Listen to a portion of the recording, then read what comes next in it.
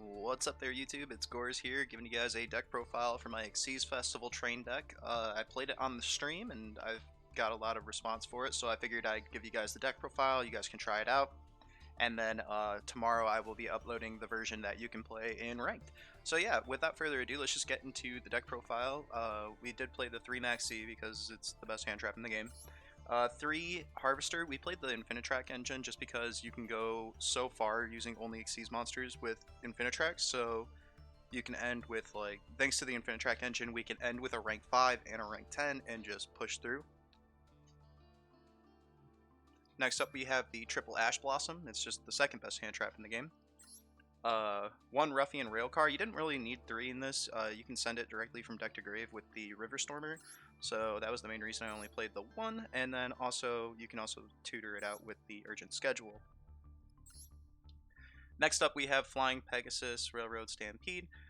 Stampede is just basically your follow-up plays. When it's normal or special, you can target one Earth Machine monster in your graveyard, and then special summon it, negate its effects, and then you can target another monster on the field and change their levels to the monster you targeted, so this can become a level 10, and then you can make your big trains. Next up, 1 Anchor Drill, 1 Trencher, and 1 Tunneler.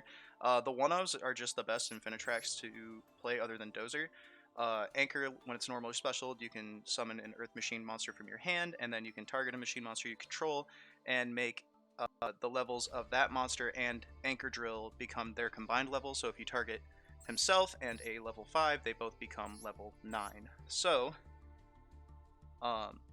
something you can do is normal summon this, special summon this, and make them both level 8s, and then make a rank 8, or you can make a rank 9. But yeah, other than that, most of the time you're just making the Earth Slicer. So, Trencher lets you bring back an Infinitrack, and Tunneler is like a Pot of Avarice for a search Pot of Avarice for this deck, might I add. And also it's level 5, so you can summon it with the Brutal Dozer and make a River Stormer. So pretty important there. Speaking of Dozer, this is the best Infinitrack. You contribute an Earth monster, summon it from hand, and then you can summon an Infinitrack from deck, which basically guarantees you making a rank 5 if they let it resolve. You are locked into Earth Machines though, unfortunately. Next up we have Night Express Knight. I love that card's name. But it can be normal summoned from without tributing, but its attack becomes 0.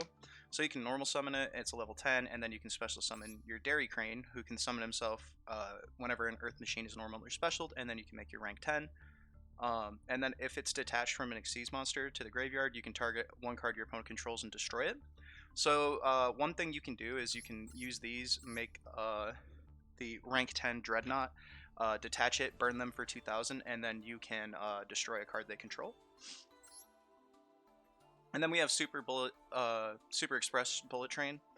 Bullet Train is just really solid just because if you control nothing but Earth Machines, which is this entire deck, you can summon it from hand, and then during the end phase, if it was sent to the graveyard that turn, you can target any machine monster in your graveyard, except for himself, and add it back to your hand, so he kind of lets you float a little bit more, so pretty important there. Revolving Switchyard, this is more so for being able to grind matches out. I mean, most of the time people are just self-FTKing in this format, so we can just kill them with Dreadnought. They don't take battle damage for the rest of the turn when you use its effect to summon a level 4 Earth Machine with 1800 or more attack from your deck. The monster you summon does become a level 10, and then also its continuous effect is you can send a card from your hand to the graveyard and add a level 10 Earth Machine monster from your deck to your hand. So this card is just for those grindy matchups and just being able to get to your rank 10s as fast as possible, or it's a really good starting turn 1 play with the Ruffian Railcar. It just sets you up to gain a lot of advantage over your opponent. Outrigger Extension, this card was surprisingly really good. Your opponent can't target machine Xyz monsters you control with card effects, and then once per turn you can target an Infinitrack Xyz monster and rank it up too, so you can go from Stormer to Mountain Smasher to Earth Slicer, so that's pretty solid, pretty important for the deck to just be able to do that. And then also making your machine Xyz monsters untargetable is really good. Heavy Forward is just a way to start things off. You just activate it, and you get to add any Infinitrack monster from your deck to your hand. And then once per turn, you can target a machine Xyz monster you control and activate one of the effects. You can change its battle position, or you can attach a material to it, attach this card to it as a material. So it's pretty solid. Mostly you're just using it to add the Harvester. Harvester will add the Dozer, and then you can just get your rank 5 play. Called by the Grave, just to stop interruption. Urgent Schedule is kind of like a backup card or going second card. You get to special summon a level 4 or lower and one level 5 or higher Earth Machine monster from your deck. Their effects are negated, and you can't declare attacks the turn you activate this card, so usually you're using it on their end phase, but you can still attack with machines, so don't worry about that, because the entire deck is machine. If the set card is sent to the graveyard, you can add a level 10 machine monster from your deck to your hand. So if they do like end phase, if you set this and they end phase Twin Twisters, you're at least going to be able to get something out of it. Next up, we have the rank 4 of the deck, which is Dreadnoid. Dreadnoid is pretty good because whenever it destroys an opponent's monster by battle, you get to rank it up to a rank 10 machine. So something that I'll do sometimes is I will use this, kill something, rank it up to a rank 10, overlay the Lieb, and then make the Zeus, which will be 3, 4, 5, 6, 5 materials under Zeus, so that's pretty solid, personally, being able to double Zeus people. You don't even have to make the Lieb, really, so. Next up, we have the 2 River Stormer. Whenever River Stormer destroys an opponent's monster by battle, you can attach that monster to it. So it's good for like stealing stuff that you don't want to go to the graveyard. And then also once per turn, you can detach an Earth Machine and add it to your hand or send it to the graveyard. So there's some pretty cool stuff you can do there.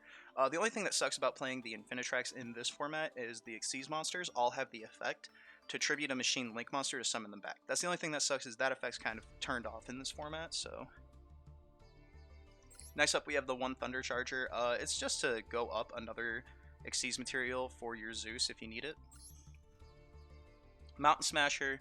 When it destroys an opponent's monster by battle, you can attach that monster to it as a material, and then also you can detach material and it'll gain 1,000, so sometimes this is just nice for running over stuff.